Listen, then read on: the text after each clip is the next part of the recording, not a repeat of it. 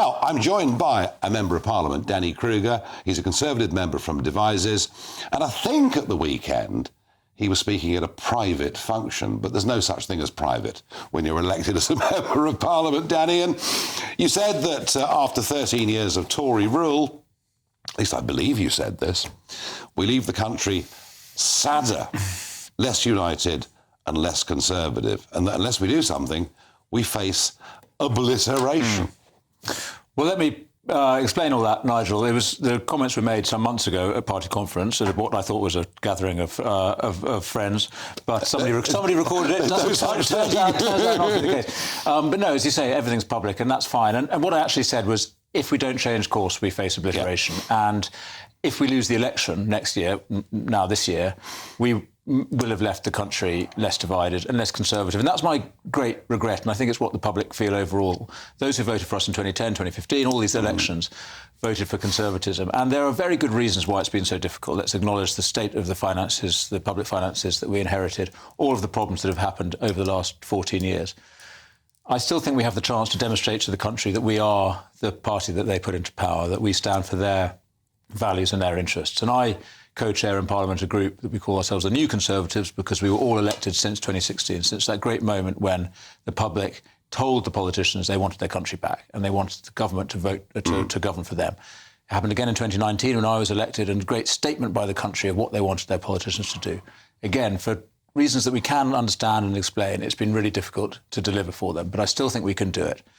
What's going on in Parliament at the moment over migration is a really important example of that. But we've got to demonstrate to the public that we're on their side. We can argue. Look, we can argue about deficits and national debt, but let's not do that now. Let's stick with one very important issue. There is little doubt in my head that it was getting back control of our borders that was the key issue in getting Brexit over the line, and I'm sure you would agree with that. Yeah. You probably saw that yourself out campaigning. I mean, what is driving people to distraction is, of course, the cross-channel boats and indeed the legal levels of migration, reaching levels we couldn't have even dreamt of in Tony Blair's day. Both party leaders have put great store by stopping the boats. Yeah. Really interesting that today Sir Keir Starmer did not want to discuss the Post Office, just wanted to talk about Rwanda, because what I think he was doing, well, partly deflecting away, perhaps from his role as Director of Public Prosecutions, but looking to build the Conservative splits in Parliament. Now, just explain to our audience, today there have been a number of amendments put down to the Rwanda legislation from your side of the argument. What is it you're trying to achieve with this legislation? So the first thing to say is the bill is a good one. Overall, it does a set of really important things. We should have done them before. They're disapplying parts of the Human Rights Act, explaining that you can't use lots of spurious human rights claims to stop a removal. But it doesn't go quite far enough. There's a small number of tweaks that we think the bill needs in order to ensure that it works to stop the boats, because the only way to stop the boats is to ensure that if you cross the channel illegally, you are swiftly detained and removed either back to your home country or to a safe third country like Rwanda.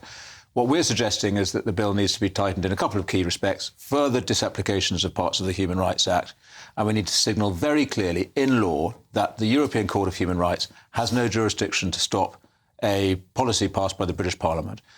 The Prime Minister has said that he believes that, which is really welcome. We want to see it in black and white in the law. I've heard all this before. This is a replay of the arguments around our membership of the European Union. The Conservative Party insisting, as they were for years, we should stay part of the European Union, and we can do this and we can do that, and it won't be a problem. And time again, it proved that through the European Court of Justice, it was a problem. And I'm going to put this to you for a second. I understand your intentions, that you don't want a court in Strasbourg, some one individual at 10 p.m. at night to overrule the decision of the British government. I get what you're trying to do, but isn't the truth of this that we've signed an international treaty, we're a law-abiding country, we accept the rules of clubs that we join or we leave them, and that actually the ECHR has supremacy over British Parliament acts? That is a question for us, whether we accept that or not, Nigel. Parliament is sovereign. Nobody disputes that. It is up to us whether we accept the rulings of the European Court. And the problem is that for the last 20 years, since Tony Blair's government, The consensus in Whitehall has been we should accept what the European Court tells us. We don't think we need to do that. By the way, I'd leave the ECHR tomorrow. I think it served its purpose. I would leave personally. I think it's a great document, a noble statement of important 75 years principles. Ago. Yeah. It doesn't work now, not because there's anything wrong with the text, but because of the way courts in Strasbourg, and I'm afraid to say in the UK, apply the convention. So I would leave. But in practice, we don't have to do that in order to get this policy to work. We can ensure that the flights take off to Rwanda.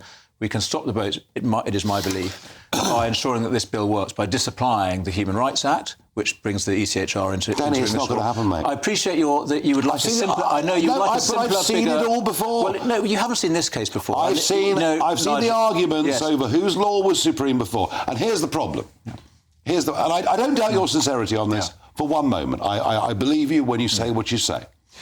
Here's the problem. Number one, do you actually believe that Rishi Sunak would go against a judgment of the ECHR He has said court? so. So this is why we need to put it into black and white, that's what he will do. Because in a sense, and Nigel, you understand this, there is an establishment at work in our country, the government legal service, the Whitehall machine, which has enormous power because of the advice that it gives to the government.